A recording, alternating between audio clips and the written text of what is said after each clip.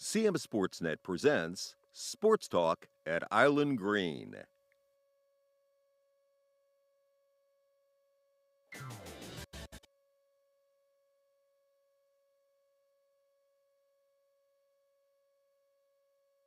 And right here on Carroll Media Center, I'm Avery Newport, your host, back once again after a one-week absence. Back in the chair next to me, head coach of the Greern Terror football team, Skyler Fultz. Skyler, welcome back, man. Thanks for having me back. Yeah, I missed last week. I know, but hey, I think Sark kind of gave you a run for your money there, man. He did a good job in that seasoned veteran. He knows exactly how to handle the media. He wasn't afraid of any tough ones you were going to throw at him. Oh, hey, I grilled him. Believe me. Oh yeah, I grilled him. We're glad to have you back, man. After missing last week, but didn't have a game last week. You were on bye, had a week to kind of relax and prepare for the upcoming conference schedule that begins this weekend on the road against the Gettysburg Bullets, first conference game of the year, and it's in a hostile environment in Gettysburg, PA, and it's your second Friday night game of the year.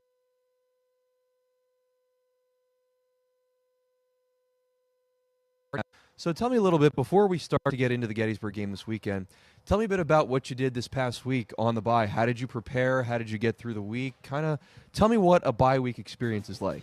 Yeah, it's a couple of things. First is you want to rest. Yeah. You have a couple of guys that are banged up, and no matter where the bye comes, whether it's week 4, week 5, week 2, it always helps someone on the team. So it allowed a couple of our guys to be able to relax, recover, take a couple of days off. It allows us to kind of recenter, like what's our focus, what do we have to get better at, and then also kind of go back to preseason a little bit and say, what do we have to do better? Get some of the young guys some more reps and kind of see who might be able to help us a little bit more. So the bye week always comes at the right time, and we really took advantage of it.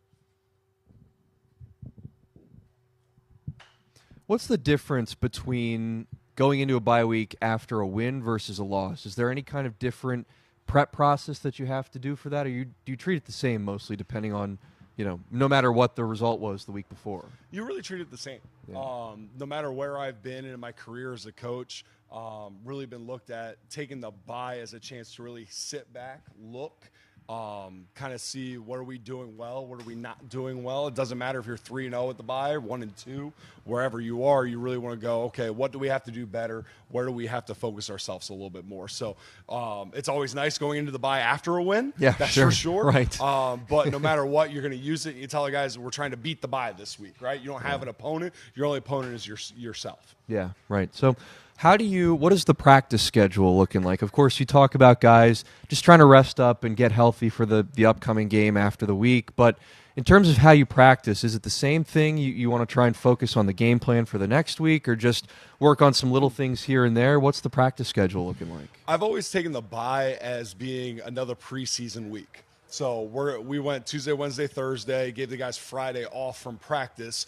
We still did a workout, though, on Friday. Just got them an extra day of lifting, and then gave them the weekend off to kind of recover, go back, see their families, relax a little bit that way. But I've never used it as an extra week of game planning. Yeah. Now, for us, it's nice in the Centennial. Everyone has the same bye week, so it's not like you have an extra week of games. So we used last week to be able to break the film down, kind of get a jump start on this week. But for the players, it was all about how can we get better this week, just going against each other, not so much looking ahead to the next opponent. Yeah, right. Well, that's good. I mean, I think that timing really worked out well for you guys. And, of course, it's the same across the conference, as you mentioned. So, really, everyone kind of gets the same time period to get the non-conference games out of the way. You can get an extra week to prepare for the gauntlet that is the Centennial moving on. But let's focus a little bit more now on the opponent this week. Gettysburg, of course, is on the road, your second road game of the year, and the first conference game, the conference opener in the Centennial. How much study have you done so far on Gettysburg, and what are you kind of expecting to see from them this weekend? So we watched their games from them this year, and then you go back and see what did they do last year a little bit. Again, we're a little bit different on offense than what things were last year, so you try not to put too much of a look into that, kind of see who are they this year, who's playing well, who's back, who returned, and you're doing those comparisons off of the two deep and kind of seeing who's playing. Again, it's a Centennial Conference team. There's athletes across the board. They're really well coached. They're sound in what they do. Yeah. It's just a matter of how can you exploit that and then use your talent to the best that you can. So, again, there are times you use the bye to look at those things and kind of hint towards the players of what you're trying to do, but not necessarily think like, hey, we're doing this because we're going to do this next week against Gettysburg. Yeah. That's a little inside trick for us. They don't need to know that. Right. It's just, again, built into what you're trying to do. Yeah. So it was a great week to be able to do that last week, preparing for Gettysburg this week. Yeah. Well, and anything can happen too, right? I mean, especially in such a competitive league like the Centennial, you can have one plan and prepare one way, and then, of course, you get in a game and the flow of the game happens and something changes up, and especially in a good league, like that will happen a lot. You might have a plan going in, but then you might have to change some things around. But anyway, we'll take a look here at the last couple of games that Gettysburg has played, and they opened up their season on the road against a former Centennial team, Juniata, and won that game 61-41. That's an incredible. I mean, I didn't know. I'll be honest, I didn't know that coming into today. I was doing my research beforehand, and I looked at that score, and my eyes just popped out of my head. I was like, 61-41, that's a crazy, crazy score. And then they lost their game on the road in Week 2 at Montclair State. They lost their home opener against Christopher Newport 54-37. So just purely from the scores, it looks like they play a lot of high-scoring games. They got high-powered offense, but also some struggles on the defensive end too. When you look at it, opening game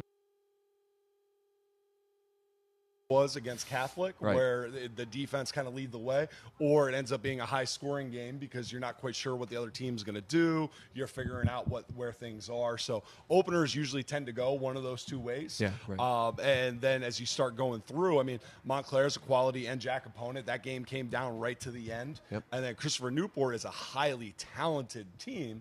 It's just a matter of, are they always going to put it together? Christopher Newport did a great job. They jumped on Gettysburg early and kind of put them behind the eight ball real quick. So it's an interesting, you look at over the course of those three games, Gettysburg did some really good things, and then they did some others. And that's kind of where we are within football early part of the season, especially in the Centennial. It's up and down no matter where you are. Yeah, and I think both Gettysburg and McDaniel are kind of in the same boat, not just by having similar 1-2 records right now, but also like having a lot of strong moments and then a lot of moments where you want to try and work on a couple things too. Like in a lot of ways, I think you guys are both in similar positions heading into the conference slate. Like we've seen a lot of positives so far from your guys, especially on the defensive end. The defense has looked phenomenal through the first three games, but the offense is still coming along, still trying to adjust to a new system and new personnel and all those kinds of things. So I think there are a lot of similarities between these two teams, and I think those similarities are going to create a really competitive game coming up this weekend. It's always a competitive game against Gettysburg. I mean, even if you go back to when I played here, we beat Gettysburg on homecoming, which was also our senior day in overtime.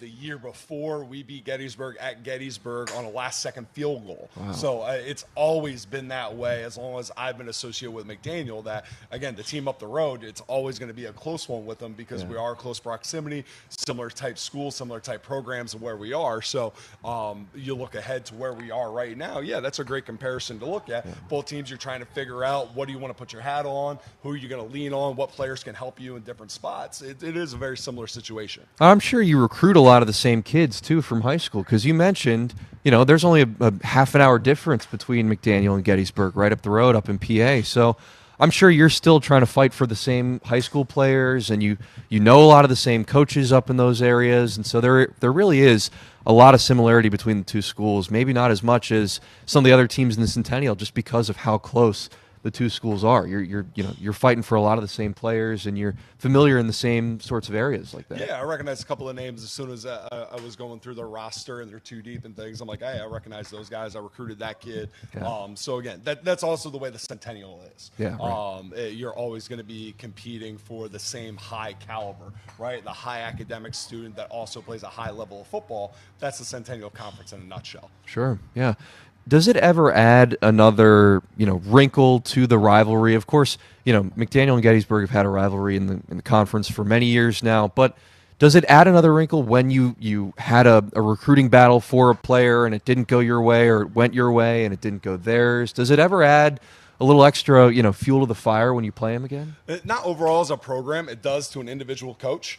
Sure. Because, again, we do so much individual recruiting based on recruiting areas. And no matter what school you're at, if you lose a kid to another school in your conference, you always be like, I wish we would have got that one. But, again, at the end of the day, there's nothing you can do because we're non-scholarship football, right?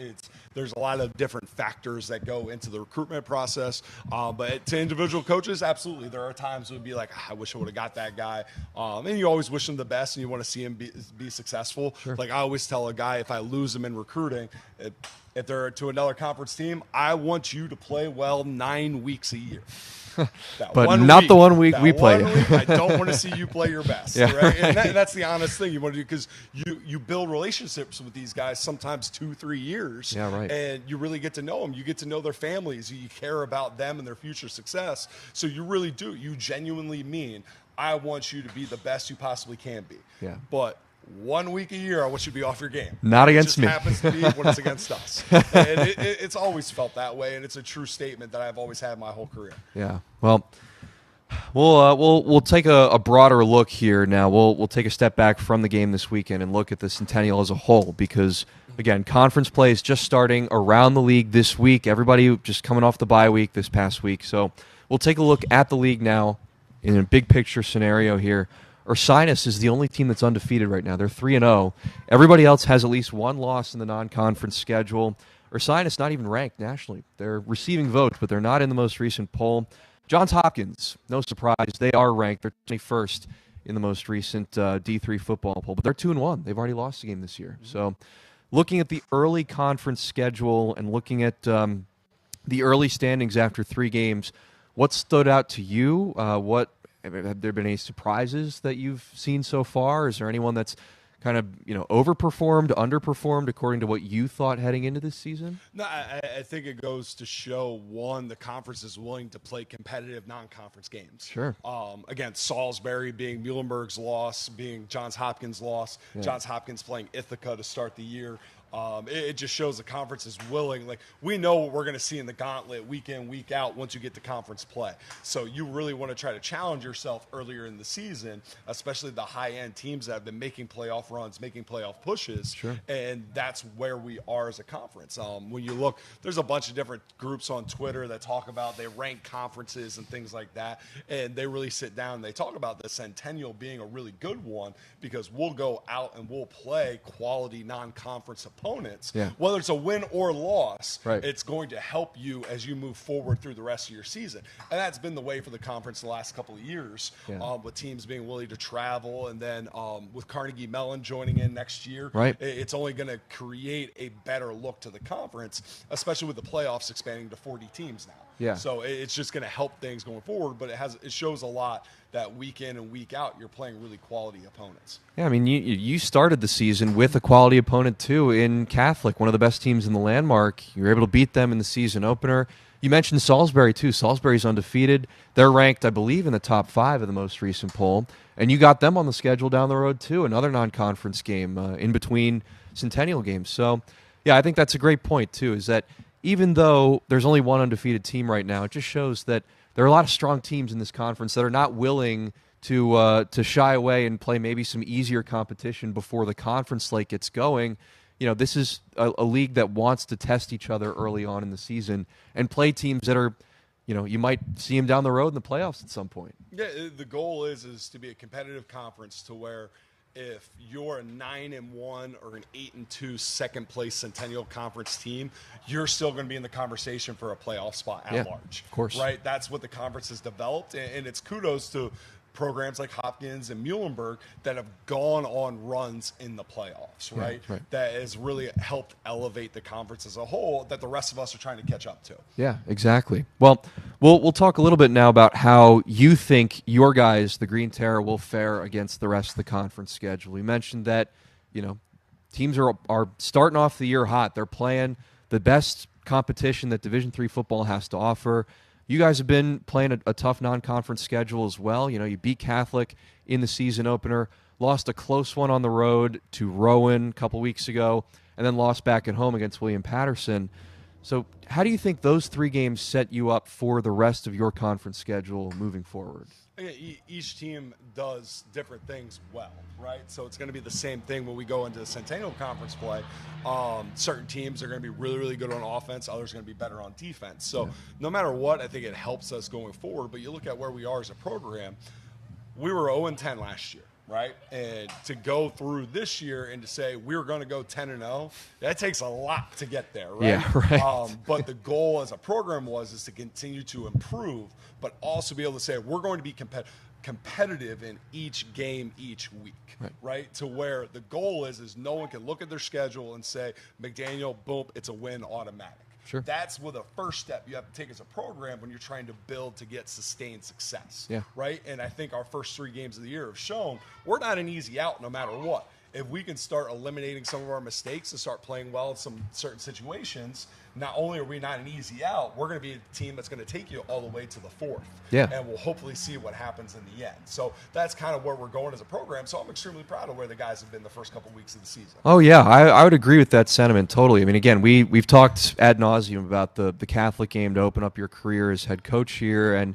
that was a game that went, start to finish was a tough, low-scoring, competitive defensive battle that you guys were able to pull out in the end. You made the plays close to at the end of the game to win. And then on the road at Rowan the next week, even though it was a loss, you still were able to fight back from a deficit and make that game competitive towards the end. Same thing with William Patterson. I know I was talking with Sart about it last week, David Sarton, the offensive line coach for McDaniel. But we can talk about it a little bit here too. Again, that was a game where you had a lead early on. You played them close to the very end, and had just a couple of different plays gone your way, that game might have turned out differently too. So I think those first 3 games of the year, I think were a good litmus test to see where the guys are, what are the strengths of the team, and different things that you might need to improve on for the conference schedule. And I think this is a good conference opener, to go on the road against Gettysburg. This is another team that's also still trying to build up their identity, build up some momentum a little bit, a team that the last couple of years have not gone so well for them too. They're trying to build up their own culture and their own identity. So I think this is a great opener for you guys to have. This is a good draw to start off the year in Centennial Conference play. The tough part is, of course, it's a Friday night game and it's on the road. So that takes 1 day away from preparation. And you add in the night game, the atmosphere. I'm sure it's going to be bumping up there, and all their fans are going to be really into that game. So why don't we talk a little bit now about what that atmosphere is going to be like? You've seen a Friday night home game in your building at Gill Stadium before, but now you're going on the road, and you're going to face an opponent that's going to have that home field advantage. Talk about what that's going to be like as an opposing coach, what your expectations are for the atmosphere going to be in Gettysburg this weekend. So one, I'll take it this way. You're talking about it more on like a negative side, but you got to kind of flip it and look at it as more of an opportunity side, right? Yeah. We have the chance to get to do this. We've already done it. We played a Friday night game, yeah, right? You were talking about it was at home, right? Now we're going away. It's a little bit different, but we've already been there. We've been through the hoops of the spectacularness of a Friday night, the huge thing. So we've been to that part. It's not a long trip for us. We're excited to have it. So you got to look at it as you get the opportunity to do this. So that's the first thing that you want to look at when it comes to that part. The second part is we're talking to the guys about, you look at our home game that we had, Catholic was coming into it. They wanted to play the spoiler. They wanted to play the villain of the event. That's the role that we now get to step into. And it's an exciting thing for the guys, and you want them really to embrace that opportunity that they have. And we're really excited for it. And you got to kind of have to flip it around in their minds, right? It's always changing every little negative you can into a positive, and it starts with doing it that way. Yeah, no, that's absolutely true. I mean, again, playing the spoiler and being able to go into somebody else's building and beat them on their home turf is a great feeling. And, especially on a Friday night in an, important, big time atmosphere event like that, that's a really good way to put it. And I think it also helps that this is your second Friday night game of the year. You've already had that experience playing at home. You've seen what that week of preparation going into it looks like. You know how to handle the atmosphere. Your guys have responded to the pressure before of playing on a Friday night game, playing under the lights. So I think that's a good way to spin it, that it's not a negative. It's an opportunity to take advantage of instead of something that could be daunting, could be a challenge or whatever. There are a lot of positives that could come out of this game this weekend. And at the end of the day, it's fun. Yeah, right. Like at the end of the day, all these guys that played Friday Night Lights, Under the Lights in high school, it created like you go to your class during the day, everyone kind of has that feeling, and you're back to that. Because that's really what some of the guys that made them fall in love with football was those Friday night interactions. Yeah. And here we are. So it's an exciting thing. You want to have fun with it, and you really try to turn it that way. And the guys, they kind of angle towards it. Like they're all gonna go to their classes on Friday. The good thing is it's not a long bus trip. Right. So you go to your classes on Friday. We'll have a team meal in the afternoon when they're done with classes. Then we load it up, go up the road, play a game. It's literally like being back in high school. We're fortunate to have it, and the guys are excited for that opportunity. Yeah, 2 Friday night games in 1 year, especially for the young guys. It's just like they're back in their glory days, man. You know, it's got to be fun, got to be cool. Well, yeah. So we'll talk a little bit more now about what the quarterback situation is going to look like. That's one of the questions. I got it. It's one of the most important positions in sports. I gotta talk about it, especially since we saw both quarterbacks play significant amounts of playing time in the William Patterson game 2 weeks ago. We got to see Eric Grinwis as the starter in the first half, and then we got to see some Angel Granado Jr. in the second half. We got to see a little bit of Angel using his legs in the ground game as well. So I of course, I don't want you to give away too much of what you're planning here. So, feel free to answer however you want. But how much of both quarterbacks are we going to see? Are we going to see the same kind of starters that we've seen the last couple of weeks, or we might see another kind of dual quarterback situation that we saw against William Patterson? It's funny because I had been telling you for a couple of weeks that was the situation we were looking at. The game just hadn't allowed it until the William Patterson game, right? Where we had looked at and we said we want to utilize guys and utilize to the best of their ability. And you look at the one drive, Angel gets us all the way down there, Eric goes down, runs 2 plays, gets us in the end zone, right? So that's kind of what we had been looking at the previous couple of weeks. The game just hadn't dictated it that way, and then the game against William Patterson did. So we've always had that plan working through the whole year because both bring different things to the table, both have different skill sets, and we just looked at it and said that was the moment for us to really try and give it a go, especially because we were struggling in the first half on offense. So at that point, there was really nothing that could go wrong with it, right? You had already done what you did. We weren't being successful, so you want to give it a try and be like, we've already practiced these things. Let's go out and see what we can do now with it. And Angel gave us a nice little spark in the second half. Well, I was about to say, Angel definitely provided a lot offensively, not just with his legs, but he had a nice 20-yard pass over the middle to Wesley Nchinda that set you up in the red zone. And then this is the play that I really, I credit you for because I'm sure you put the call in and you made it happen. But after that completion, you pulled Angel out of the game and you put Eric in, and then 2 plays later, you had him do a designed run going the other way, just a complete, perfect execution, a great trick play. Eric made the dive for the pylon and scored. And typically you'd think those roles would be reversed, right? Because Eric is the prototypical drop-back passer. He's going to stay in the pocket for the most part. Angel's a guy that has dual threat capabilities, that you like to use him on the ground a little bit, run him 10 to 15 times a game. But you switched the roles there. You made Eric the guy that would run out of the pocket and try and score on the ground, and Angel was the one that was getting it done through the air. So you got to see a little bit of what both of them are capable of, not just on the ground too, but through the air as well. So there's 2 parts to that. The play before the screen to Cobbs. Yeah, right. The only reason why Eric ran that is because Angel didn't get a chance to run that play on Wednesday because he was sick. So that was an initial quick, hey, Eric had the more reps at it than Angel did. Throw Eric in, let him run the play. I was trying to give you credit for being a genius, play, man. Though, Come on. The next play, I will take a little bit because if we try to run that play with Angel, they're going to expect him to be able to run. Right. So now it's Eric, you've practiced this play, you know how to do it. The guy's going to be pitching tight off the edge. And really, I had to explain it earlier in the week to guys. I'm like, this is the Peyton Manning play. If you look back up, Peyton Manning ran the play, faked it, ran around the end. Against the Dallas Cowboys. That's exactly the play we're going to try to do, but we're going to do it a little bit differently because we knew what they were going to do. So that one was a choice to leave Eric in to run that play because there was going to be less of a chance of them thinking Angel was going to run. Less chance of them thinking Eric was going to run in comparison to Angel. Okay. So all right. I'll give you a little bit. It's somewhere in between for the 2 of those. That's what I was about to say. Okay, the first part of it, I was like, he's going to put Eric in there. That's a great plan. And then you stole my thunder. He was like, oh, no, he actually didn't practice. But, Okay. Well, at least I got at least half of that part right. That The second part, the touchdown was chosen for a reason that way. good. So you are Okay. right with that. All right. I'm glad I got at least one half of that strategy correct. But well, anyway, Skyler, I think we'll begin to wrap up the segment here. Anything that any last words that you want to say about this Gettysburg team coming up in terms of the offense, the defense, what you've seen from them, what you're excited about, looking forward to this game? I mean, no matter what, you're excited for the game because, like I said back, it is a rivalry game, right? And I was talking to people, I was joking with them. I'd love to make it like the Route 97 trophy game because how close it is. Like, it'd be something special, especially because you look ahead with the changing of the schedules. Gettysburg ends up becoming our last game of the year starting next year. So it would be something exciting to do because it is a huge game. It's always been a huge game in all the other sports just because of our proximity, the closeness of it, and looking forward to the exciting opportunity that will be Friday night under the lights. Again, excited to have the chance to go up the road and kick off conference play in a really fun way. Yeah, that's going to be a rivalry week game. You know how like Division One they do the rivalry week at the end of the regular season every year. Gettysburg, McDaniel. That's going to be the game to keep an eye on. Well, Skyler, thanks so much for coming back on the show. McDaniel and Gettysburg this Friday night under the lights on the road for the Greern Terror. You can catch that one this upcoming Friday. Skyler, thanks so much for being back here this week. Yeah, it's been fun. Appreciate it.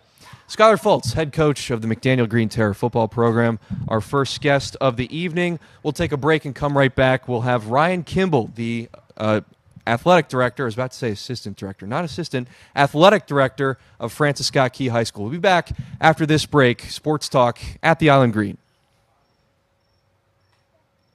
Welcome to Island Green, Westminster. The Pub and Grill offers a variety of food in a family-friendly atmosphere. Live music, private suites, miniature golf. Learn more at islandgreenwestminster.com. Island Green, Westminster. Skill, dedication, leadership. Just a few of the things it takes to be named CM Sportsnet's Athlete of the Week. Hi, I'm Pat Stetzer. Each week, CM Sportsnet recognizes an outstanding player for their contribution to their sport. Meet some of Carroll County student athletes and join us as we celebrate their performance, impact, and outstanding accomplishments. CM Sportsnet Athlete of the Week is brought to you by Barnes Bollinger Insurance and by Raising Cane's. You can help shape the future. Attend the Kiwanis Youth Leadership Forum. Join us on October 1st at 6:30 p.m. in the Exploration Commons at the Westminster branch of the Carroll County Public Library for a community forum on youth leadership education. Learn from experienced professionals about the essential leadership skills young people need to succeed, including problem solving, communication, and teamwork. Investing in youth leadership education is vital for building a stronger community. It empowers young people to become active citizens, solve complex problems, and create positive change. Kiwanis has a proven track record of empowering young people to become positive forces in their communities. Join us to learn how you can contribute to this important work and help shape the future of our county.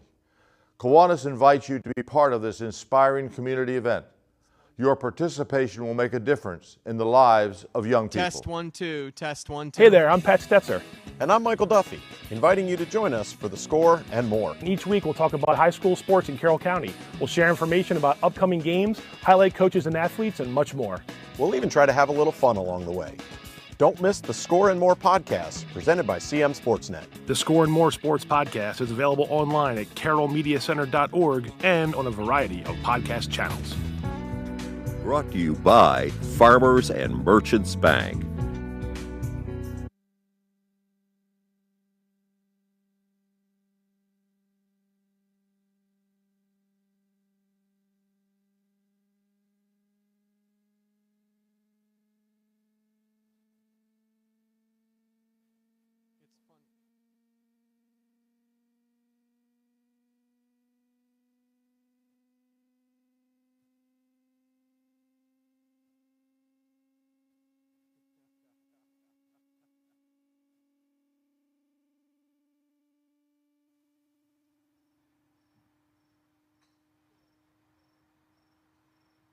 Greetings and welcome back to Sports Talk at the Island Green on Carroll Media Center. Right here.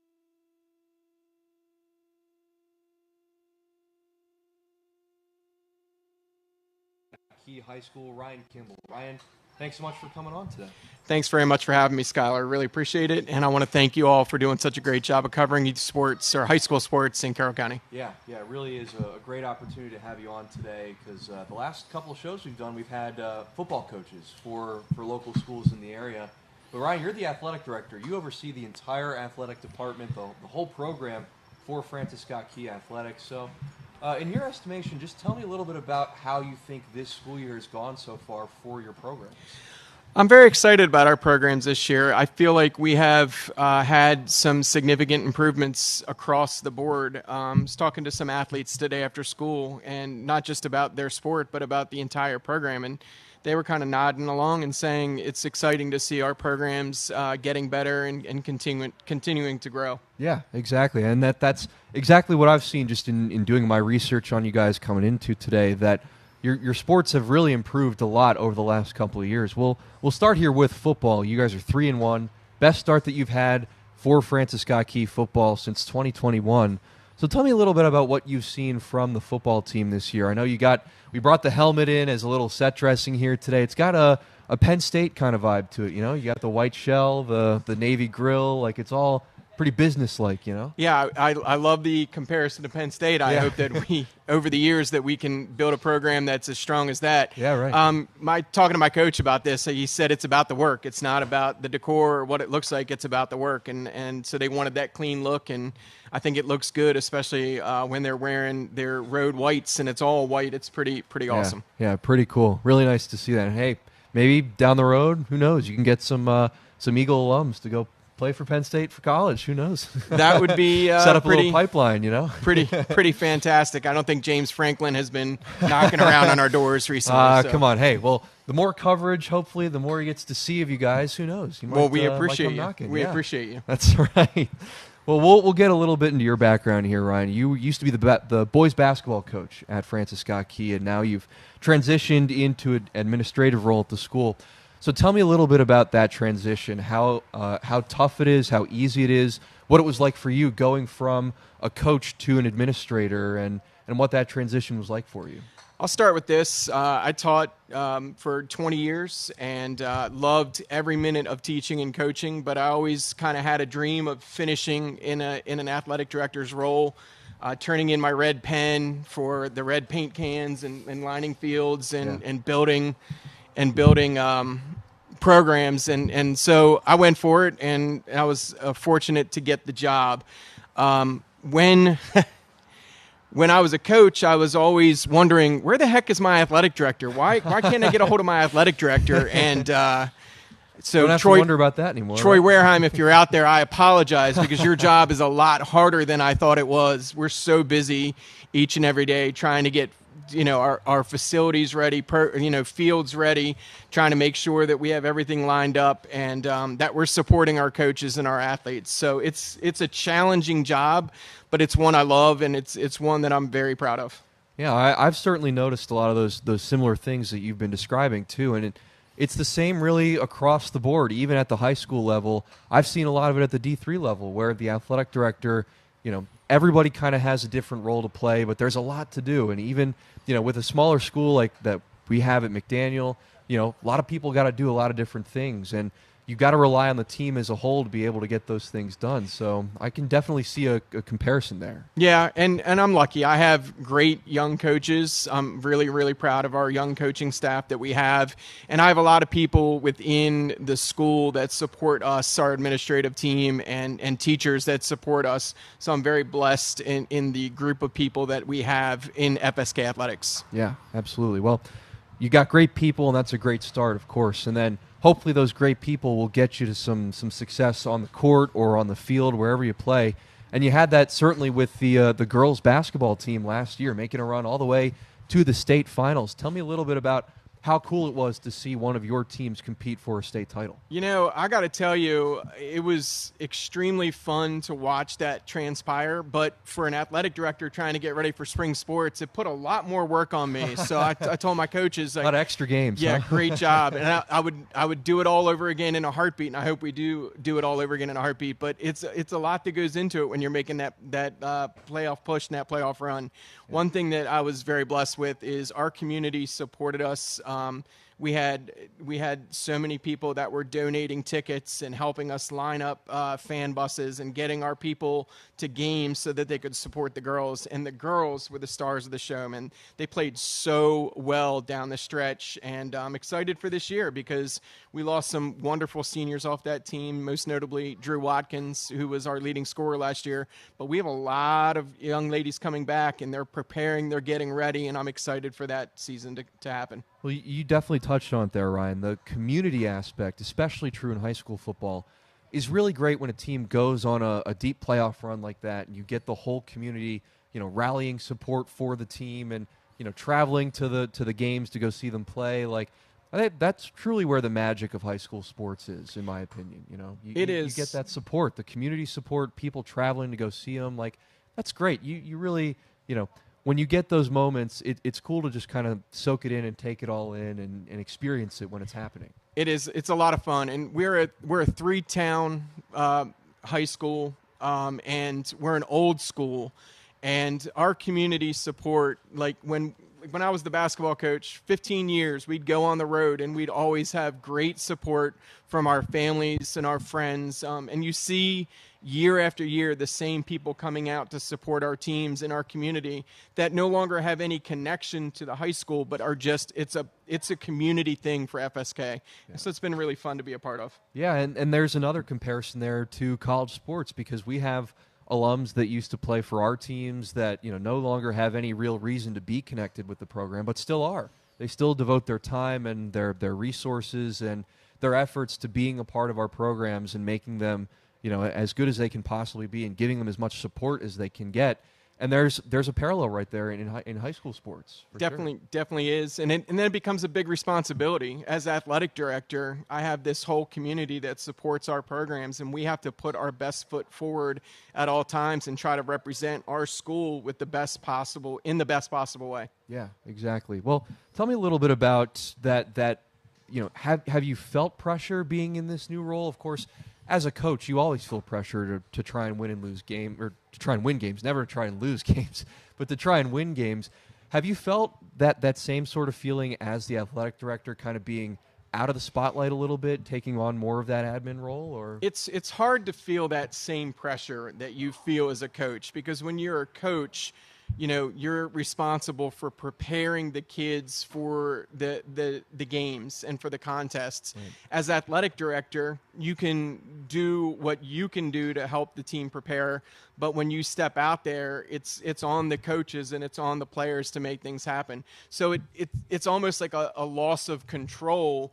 Like you are invested as invested as you can be, but then you can't, like you don't play the impact. And right. Hard for me, if you saw me on the sideline as a basketball coach, I was always a little animated, just being calm, never supporting our referees and our officials, right. No matter what happens. That's kind of hard for me. Yeah. Because sometimes I just want to yell, "What was that call?" Right. But I can't do that. So I have to. Guys that you've been yelling at for 15 years. Yeah. Now you got to be, you're working with them. Yeah, they love my new role because they know I'm not going to be the one. Yeah, you're not grilling them anymore. Not That's in their exactly ear. Right. Right. Yeah. Well. It's interesting that you make that point, that you relinquish a lot of control while also controlling the whole athletic department too. It's an interesting parallel, right? Because you're not directly coaching your players anymore, but you're still involved. You still have to control the finances, control the donations, control the travel costs. All those different sorts of things are now in your hands, but the actual results of the games themselves are not. You got to rely on who the coaches that came in to take your spot after you left. They've got to have that responsibility now. And so that's an interesting parallel right there, is that you have a lot of control still, but it's just not in the same ways that you used to. Yeah, so what I try to do is I try to schedule for the program. And our programs that have excelled, we try to challenge them, and we try to create a schedule that will make them better and stronger. And for the programs that maybe have struggled, we try to get them into some games and some contests where they may get some early momentum and gain some early confidence. That's how I feel like I can contribute. I always want my kids to be playing on the nicest facilities in Carroll County. Our field, we take a lot of pride in trying to get our field ready.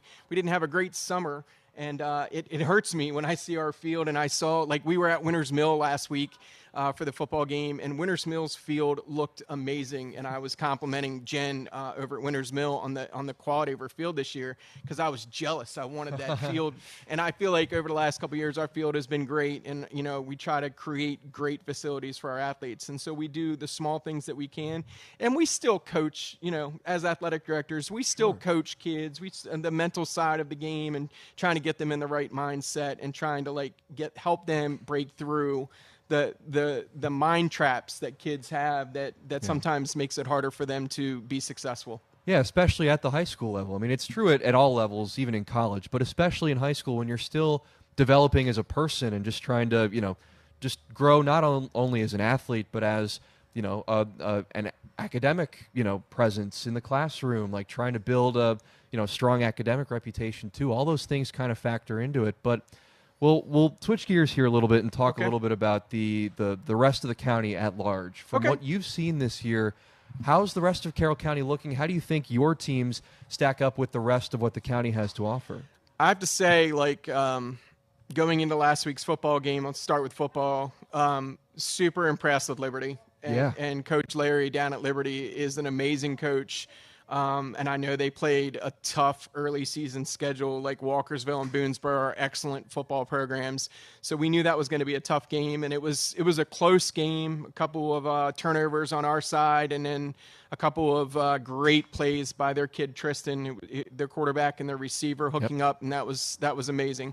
I think Westminster is shaping up. That was a great win, 7-0 over Walkersville. Are you kidding me? Walkersville scored 70 points. Battle. Yeah, right. Yeah, well, Walkersville scored 70 points 2 weeks ago. So to shut them out, and then Century, 2 straight wins after some rough seasons. They looked great last week, and I think the whole county with football.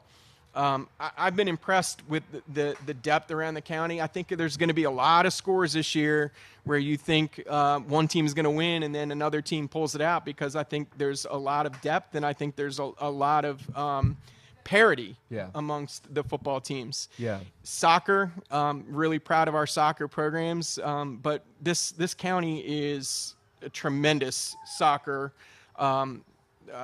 county for our kids. We expect state championships in soccer, and the teams down in the southern end of the county have done an amazing job with their soccer programs. The field hockey in Carroll County is beyond, it's just the best in the state. And our girls have lost one game to Westminster in double overtime, and they've had some great wins other than that. Man Valley, South Carroll, Liberty, Century, Westminster. I mean, unbelievable field hockey in this area. And then volleyball, which is a sport that we've struggled with over the last couple years. We have new coaching staff. We had a tournament to start the season where the girls went 3-2 on that day. They had a great day. And, since the regular season and the conference schedule has started, they're struggling a little bit, but it's because the volleyball in Carroll County is amazing. Top notch. So just these programs all the way around. And I'd be remiss if I didn't mention our golf team, who shot a 171 last week, which we believe is a school record. I'm still doing the research on it. Hey, wow. And won a tri-meet. They have 4 wins this year, and the golf in this county is unbelievable. And what they're doing at South Carroll in the golf, I think they have the 4 best golfers are all from that team in the whole county, and they won a state championship last year. So whatever they're doing down there, it's pretty great. Gotta get some transfers in there, huh? Yeah, I'm just being honest. Competing in the fall in Carroll County is hard because there's so many great programs around the way.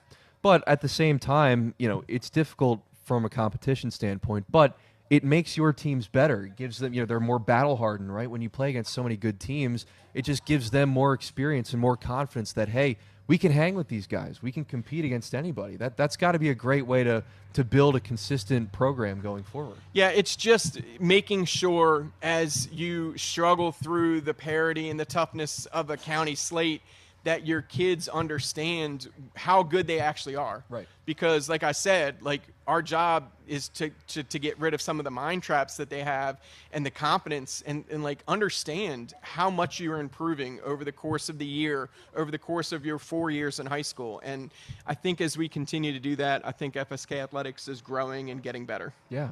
And that's exactly what you talked about trying to nurture and work with kids, because if you lose a game or if you lose a couple in a row, especially with within such a tough county like Carroll County, that can be hard, right? A kid will think like, oh, I'm no good, like we're terrible, whatever. But as coaches, you've got to do a good job of convincing, like, hey, losses will happen, but if you learn something, if you feel like you got better, like the improvement's going to come down the road. And I think we're already starting to see the dividends of those kind of teaching methods for your programs. We're trying. Like I said, I could not be more proud of the young coaches. I mean, I've had a lot of turnover in my 3 years. I guess I showed up and all the coaches were like, I'm out of here, because I had to replace a lot of coaches over the course of 3 years. And our young coaches work so hard. And, coaches in high school don't get paid very much at all. And there's a lot of pressure from parents, from the community. There's a lot that goes on that some people may not understand, but I just could not be more proud of our coaches in the fall, in the winter, and in the spring. And I'm excited to see where it comes. In the spring, that was the spring, I actually started in the spring. So last spring was my third year there, and we got the softball team, went to the state semifinals, and our boys lacrosse team was able to get to a regional championship game, and the baseball team, massive improvement in the second half of the season. Yeah. And it just, you see the growth, and it's continuing in the fall this year, and it's exciting for our community and for our kids. Yeah, that's all you want to see really is the progress, right? Yep. To maintain that consistent, steady, movement upwards. And, from just doing my research on you guys before today and talking with you, that seems like that's exactly what's happening at FSK, is that there's just a steady trajectory of success. And those wins and those championships will keep coming as long as that mindset is still at the forefront of what you guys do. Yeah, and when you coach high school, you're going to have your talent like rise and fall over the course. I mean, some classes come in and they're stronger in different sports than others, and especially at a small school like FSK, sometimes you hit the valleys, and sometimes you reach the crescendos. But what I would say is I always ask my coaches in an interview, what questions do you have for me? And the question I get a lot is, what do you expect wins and losses from me as a coach? And I always tell them, like, it's not about wins and losses. Yeah. It's about building a sustainable culture where the kids feel valued and the kids feel like they're getting better. And if we can do that, then we're going to get better as a program and as a school. And I feel like that is happening. So I'm proud of that. Yeah. Really, this is the last real major question I have for you here, but it goes along those similar lines. What would you look back on this year for Francis Scott Key, and what would you consider as a success? What would need to happen for your department to consider this year a success in your mind? Honestly, Mr. Duffy, who's our athletic supervisor, has created a Superintendent's Cup, which kind of embodies in the fall, in the winter, in the spring, scholarship grades, like weighted grade point average, service in the community, sportsmanship on the field, and then how you do varsity sports in the around the county. And I don't need to win that Superintendent's Cup. I would love to be there when they give out the first Superintendent's Cup. I don't need to win that, though. What I need is for our kids to represent our school in the best possible way. And so far this fall, I'm really proud to say our kids have done that. with the service that they put into our community and the sportsmanship that they've shown on the field. The wins and losses, like I said, it'll go up and down, and that's fine. But their grades, how they conduct themselves in our hallways, how they conduct themselves on the field, and the service they put in the community. And I couldn't be prouder of them for what they've done so far this fall. Yeah, it's a great answer, and I think it says a lot about not just your program, but about the rest of the programs in Carroll County, that when I've asked that question, every coach has said the same thing, or at least along the same lines, that wins and losses are great. You love to have wins, but ultimately it's not as important as developing, great people from your department and getting them out into the world and preparing them for future success. That's what everyone in this county has told me up on this stage multiple times, and you've reiterated the same point. And I think with how you started off this year on a good note, and just in our conversation today, I'm very confident that that's the trajectory that your program is heading under your leadership. And I appreciate that, and I appreciate the time, Avery. Of Thank course, you very much absolutely. for having me on today. Ryan Kimble, the athletic director for Francis Scott Key High School right here in Carroll County. Thanks so much for coming on. You've been great. We'll take another break here, and we'll bring back Skyler Fultz for a little Orioles, a little Ravens, after this break right here on Carroll Media Center. Welcome to Island Green, Westminster. The Pub and Grill offers a variety of food in a family-friendly atmosphere. Live music, private suites, miniature golf. Learn more at islandgreenwestminster.com. Island Green, Westminster. Hello, I'm Rachel Cash, the director of the Be a Ray of Sunshine Foundation.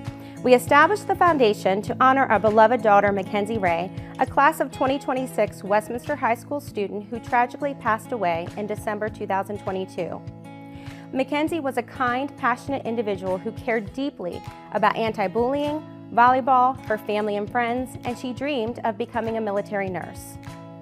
Our mission is to continue Mackenzie's legacy by advocating for anti-bullying initiatives, youth mental health awareness, compassion for animals, and by providing scholarships for students with similar interests.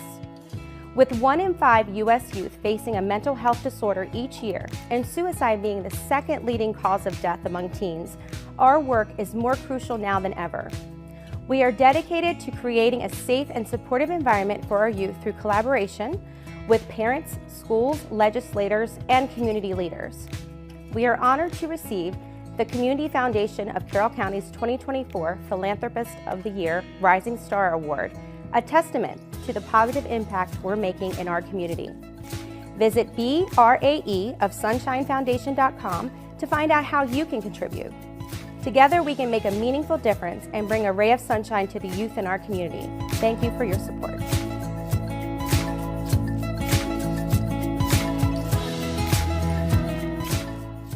Skill, dedication, leadership. Just a few of the things it takes to be named CM Sportsnet's Athlete of the Week. Hi, I'm Pat Stetzer. Each week, CM Sportsnet recognizes an outstanding player for their contribution to their sport. Meet some of Carroll County student athletes and join us as we celebrate their performance, impact, and outstanding accomplishments. CM Sportsnet Athlete of the Week is brought to you by Barnes Bollinger Insurance and by Raising Cane's.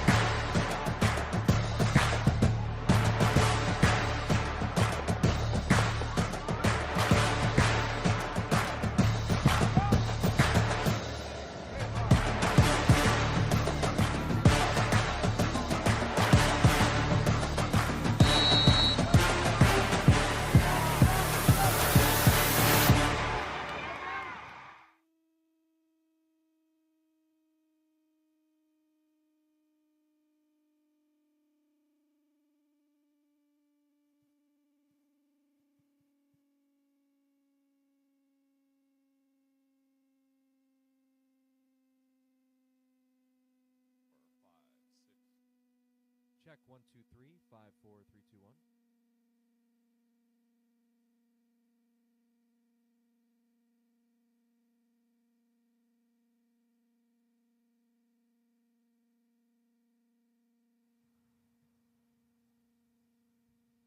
Back here with Coach Skyler Fultz to wrap up today's edition of Sports Talk at the Island Green on CMC.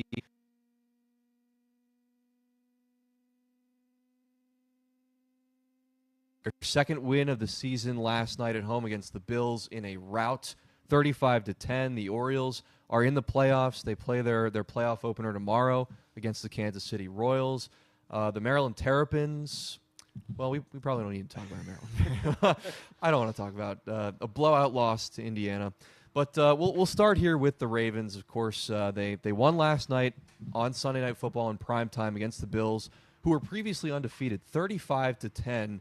A rout. I certainly wasn't expecting it. I was at that game, got to see it live, got to see Derrick Henry take an 80-yard, 87, I think it was. I think so. Yeah, run to the house. Just an amazing way to start that game off. And from wire to wire, the Ravens dominated, and this is the best they've looked all year, bar none.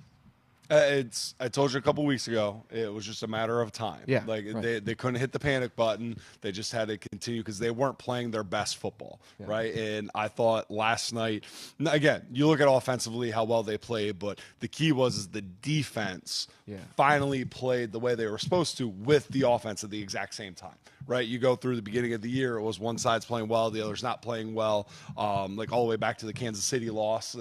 You look at it, that was a complete win against a really, really good football team. Yeah, right. And you look at Buffalo, they were running the ball really well. Now they're struggling to throw the ball. Yeah. That was a really, really good win for the Ravens. Yeah, the Ravens got home from the start to the end of that game. I mean, Josh Allen was under constant pressure from start to finish, had to run out of the pocket and try and make some plays outside of the pocket. And beyond the 160-some-odd yard catch that he had throwing the ball downfield to Khalil Shakur, they had no downfield passing offense, none whatsoever. And I think, the defense, as you mentioned, was firing on all cylinders. They got pass pressure. And I think what really worked well for the Ravens was being able to establish the run early. I mean, as soon as Derrick Henry took that 80-yard run to the house for the touchdown, first play from scrimmage in the game, they were able to establish the run. The Bills then focused their entire defense on trying to stop the run, which then opened up some lanes for Lamar to throw and get the passing offense going. And that's really, in my mind, that's the formula for the Ravens to win. You get the ground game established early, get Henry some touches, you get some design runs for Lamar, and as long as the defense is playing well and staying stout, good things happen. Yeah, and the key was with the Lamar, he was efficient with throwing. I think, what was he, like 15 for 18 or whatever it was? Yep. So the times they did choose to throw the football, he was extremely efficient with it. So that was the balanced kind of game that the Ravens want to have, both sides of the ball, then even special teams-wise, not to have to rely on the kicking game to win a football game, right, to use it as a way to balance the game. So I said a couple weeks ago there was no pushing the alarm. They weren't hitting the panic button. It was just a matter of it's still early. Let's try to continue to grow and develop. So I'm sure that building was very, very happy today after a late night last night. Oh, yeah, absolutely. It was a late night for me, for sure. I got home at like 2 in the morning. So that's that devoted Ravens fan right there. Hey, man, I didn't stay the whole time. I'll admit I left with like 3 minutes left. But, hey, you got to stay and support your team no matter what. I always try and make at least one game a year, and that was the game. And, my dad's from Buffalo. He's been a Bills supporter forever. So it was cool to see kind of both of our teams from our household, get to play each other. First time I'd ever seen the Bills play in person. So it was cool from that aspect to watch them play. And then, of course, to see the Ravens dominate was really, really nice to see, especially given how slow they started the season. Now it seems like they're fully back on track and they're ready to get on to Cincinnati. Bill Belichick quote right there. We're on to Cincinnati. We'll switch gears here and talk a little Orioles baseball. The regular season is over. The O's are in the playoffs officially. They were able to sweep the Minnesota Twins on the road in Minneapolis to close out the regular season. And the wild card series starts on Tuesday afternoon against the Kansas City Royals. And Skyler, I got to tell you, man, the 2014 American League Championship Series has never left my mind.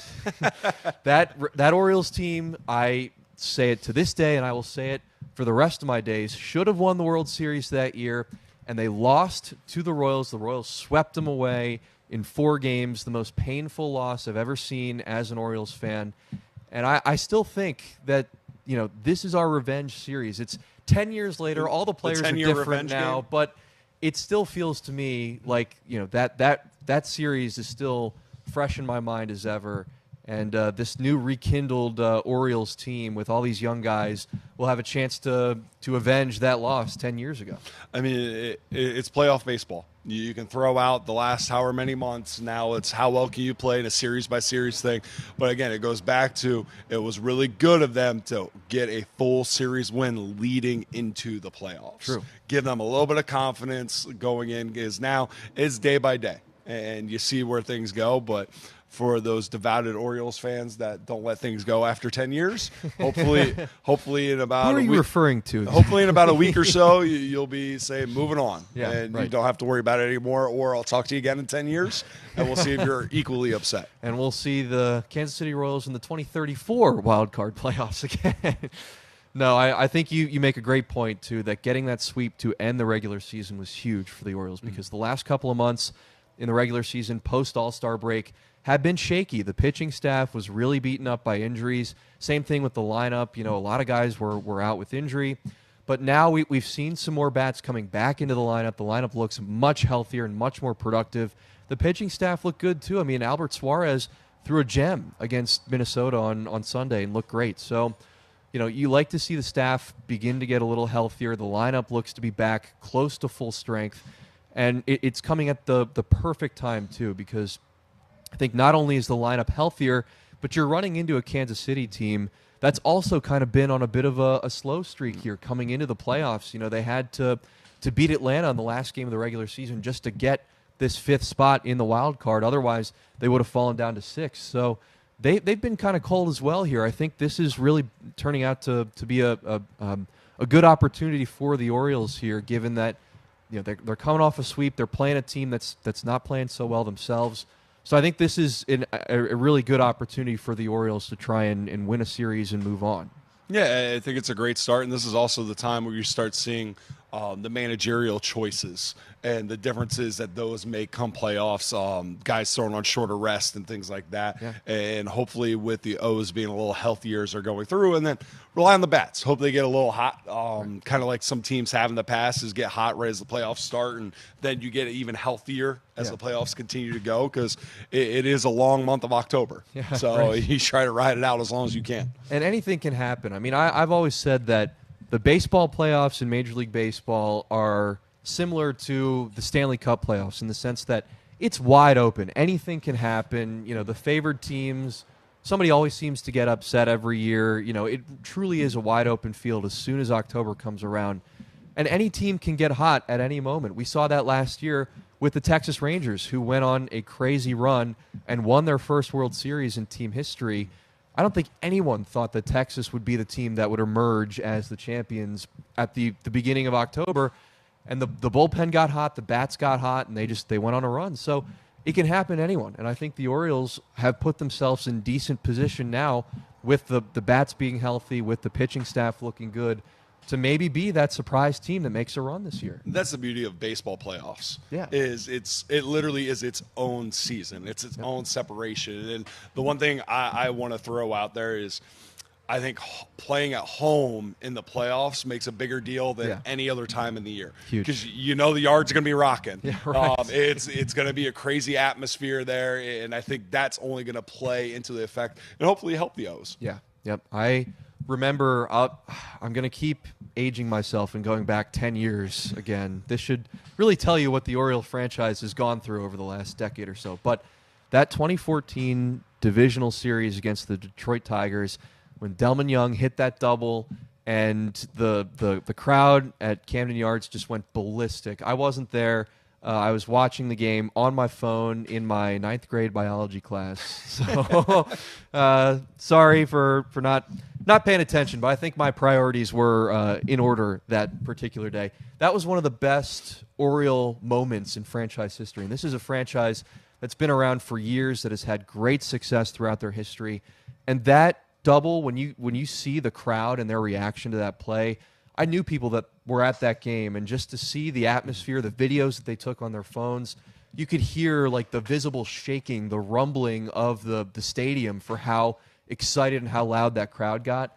That's playoff baseball in Baltimore, and I really hope for the Orioles, for these young guys, that they can get an experience like that, because there truly is nothing like playoff baseball. And you start it now. Like you said, you mentioned how young the O's are. It's only going to pay off even in future seasons. Now, you don't like to have to look ahead to it because they have the talent to win it now. Yeah. But not only do they have the talent, but as they start getting the experience, you could go on a nice little run here the next couple of years, hoping, again, knock on wood, they all stay healthy. True, of course. Well, we saw the injury bug bite them pretty hard this year, but I think it helped, too, that they had such a tremendous year last year. They were the best team in the American League. They won the AL East, and then they got humbled. They got swept by the Rangers in the division series, and you really got to see their youth and inexperience on display in the postseason. But they got that out of the way. It's past them now. It's behind them. They know that they can compete. They know they can play in the playoffs. They can rebound from such a devastating sweep in the playoffs and have another good season. I mean, a lot of teams, if you get swept like that to end your year, that might take the wind out of your sails for the next year. That might put you back a little bit. But the Orioles, fighting through all the injuries they had this year, fighting through adversity, still won 91 games, still finished just 3 games behind the Yankees in the division, and are going to host another playoff series this year. When you get that first playoff round out of the way, you get the first playoff series jitters out of the way, I think that's really going to help them moving forward, because now they have experience playing in the playoffs together. That's the key. They got to get through the Royals first. Yeah, of course. If they do, I think you could see the experience and the growth each series moving forward. And like I said before, I was at the O's-Phils game back in June, and talk about an electric atmosphere. That felt like a playoff baseball game. Yeah, and they have the talent to get that far. And I said even then, I was like, we might have just watched a preview of the World Series, because it really felt that way. The talent on the field, the whole environment, it really was, I think, a nice little preview. So I wouldn't be surprised if they go on the run here and going forward. So. Exactly. Well, we've seen the other teams in the American League, too, have some kind of streaky moments this year. I mean, the Yankees got off to a tremendous start in 2024, and then they kind of tapered off themselves after the All-Star break. The Orioles and the Yanks kind of struggled after July. So we've seen the Yankees kind of have some lower moments this year. Same with the Cleveland Guardians. They won 92 games. They're the second seed in the American League. But we've seen some of their youth and inexperience come into the play as well. They've got a very young, very talented pitching staff. But again, we've seen them kind of have some up and down moments. The offense hasn't looked great at times. So Cleveland is vulnerable as well. Houston, of course, the AL West champion, is the most playoff experienced team of the field this year. They've won the World Series within the last couple of years. And I think if you look at the rest of the field, they will probably be the biggest threat just because of their playoff experience. But again, we talked about it. The playoff field is so wide open. In baseball, anything can happen. The bullpen can get hot. The bats can get hot. And things can change overnight. I mean, last year, what was it, a 5 seed versus a 6 seed in the World Series? 2 bottom-tier teams in the playoffs just sneaking in, and they both go on these insane runs to get to November. I think a lot of that is the parity of baseball in the last, 5 to 10 years. Yep. You're no longer having that 108, 109 win kind of team going through. You go back when it was the Yankees and the Red Sox, it was, they're going to get all the way to the final, all the way to the championship, and then we'll see who goes to the series. I think it's a lot of parity now, and you can kind of look top to bottom. It really could be a coin flip. It's just who's going to play the best at the right time. Yeah, I think expanding the playoff field, too, has really added to that parity, because now there are 6 teams in each league. So more opportunities for teams not only to get into the playoffs, but to make some noise of their own. Well, we spent a lot of time on baseball, giving you a little Major League Baseball playoff preview here, right here on Sports Talk at the Island Green.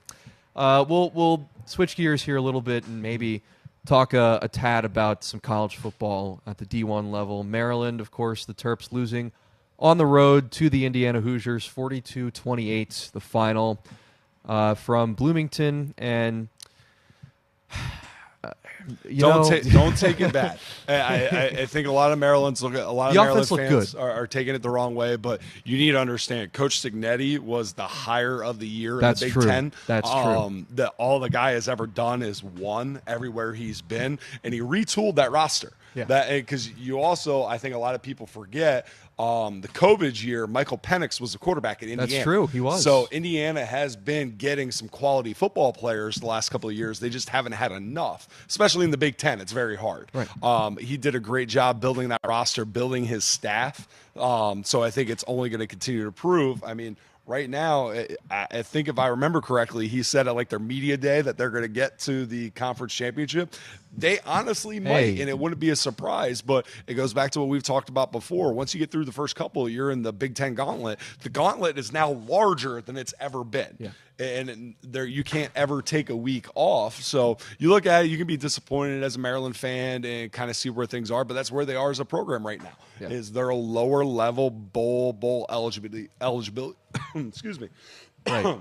Yeah. Bowl eligibility program until they can continue to get more and more better athletes that are going to compete. Because you look, a lot of great players in the state of Maryland aren't going to Maryland to play. And that's where they really have to start, is trying to win the East Coast first. Yeah, exactly. Well, look, I tried to find positives from the loss. Of course, the defense was rough, and they had some penalties as well. But I've been really impressed by the Maryland offense to start this year. Billy Edwards Jr., Ty Felton, Caden Prather in particular. The receiving core has been phenomenal. The offense picked up right where it left off from last year. Talia Tungavailoa, of course, playing up in Canada now for the Hamilton Tiger Cats. But you can still see that Mike Loxley has the offense under control. The offense is in great hands with Billy Edwards. It's just the defense now has to make those strides. They lost a lot of pieces in the secondary last year, a couple guys to the NFL, and you're seeing some growing pains in that back unit of the defense. They get burned a lot, some bad penalties. They'll force some turnovers every now and then, but the secondary has some room to grow. I think the front seven has looked decent to start off the year, but the secondary needs to improve a little bit more, especially as they go through the rest of the Big Ten. I mean, you're talking about some of the best offenses in the country in Ohio State and Oregon and Washington and USC now are teams that you're going to have to play on a regular basis. Those West Coast teams can air it out. They can throw the ball. We saw it with Bo Nix last year at Oregon, with Caleb Williams at USC, Michael Penix, of course, at Washington, all three of whom were first-round draft picks in the NFL. So those teams can let it fly. And Maryland, I think, really needs to improve the secondary if they want to maintain that competitive bowl eligibility status that they have in the Big Ten. Yeah, it's a struggle. You kind of hit it on the head there across the board. Is you have to kind of figure out what you want to be as a program. Yeah. And if the Big Ten is going to start opening up a little bit more, you got to either try to outscore everyone or just get it a little bit better, like you said, in the back end to make the difference, to make a handful of plays that'll go this way or that way. Yeah, and I remember Mike Loxley said in his media day that Maryland's not trying to win, 7 or 8 games a year. They're trying to win championships, Big Ten championships, national championships, and this is the second or the toughest conference in the country with the SEC. So that's a very lofty statement. And I think, to your point, if Maryland can try and keep these great recruits from the DMV, from Maryland, in Maryland, and keep them, in the state, in the area, that's a great place to start. Because again, if you don't have that local talent sticking with the local program, the biggest school in the area, it can be hard to compete, especially when your opponents, when the Ohio States and the Michigans are taking those players from you. You got to keep that homegrown talent at home. That's a good place to start for Maryland. But, again, the offense has been very, very good this year, and I think they should continue that trend. But, defense. And that's in two parts of that. One, that's Coach Loxley's background. They're going to be good on offense. Yeah, right. He's a very, very good offensive football coach. Right. The defense just has to continue to catch up and grow. But it's funny you were talking about losing those recruits to the high end. You're talking about the high-end programs in the Big Ten. Sure. Now, with the Indianas of the world, the Nebraskas of the world, getting kids from the East Coast. From Winters Mill High School. From Winters Mill. Hey. Those are the ones that in the past they never used to lose. They would have a chance. Right. But now they're doing a great job, but it also hurts with East Coast coaches going to those schools. Coach Rule is going to recruit his tail off in this area. Right. Coach Signetti he was at JMU. You know what you're getting from it. So it's only going to get harder and harder. They can get the talent to do it, though. Yeah, absolutely. And again, we've seen consistency from Maryland over the last couple of years. 7-8 wins every year, bowl wins the last 3. There's a good foundation for this program. They just got to make a couple extra tweaks and make some more progress in the recruiting inroads, and those wins and those championships will come eventually, even in such a tough conference. No, just a matter of time. You just got to keep chugging away at it, and every program can get there. Yeah. It's going to take a little bit of time. That's right. Well, speaking of time, I think we are well past it. We've had some really great discussions today. No problems at all with that. But I think we'll go ahead and put a bow on the show today. But Skyler, it was great talking some Maryland sports with you and previewing this upcoming game for your team against Gettysburg on the road. Best of luck to you guys. Again, another Friday night game under the lights. Should be a fun one. Centennial Conference opener. Really excited to see how you guys do. No, appreciate it, Avery. As always, go Greern Terror. That's right. That's right. For Coach Skyler Fultz, I'm Avery Newport. Thanks so much for joining us once again on Carroll Media Center for Sports Talk at the Island Green. We'll be back here next week, same time, same place. You can watch us right here on Carroll Media Center. We'll say goodnight for your Monday. Enjoy Monday Night Football. 2 games on tonight, and we'll see you next week.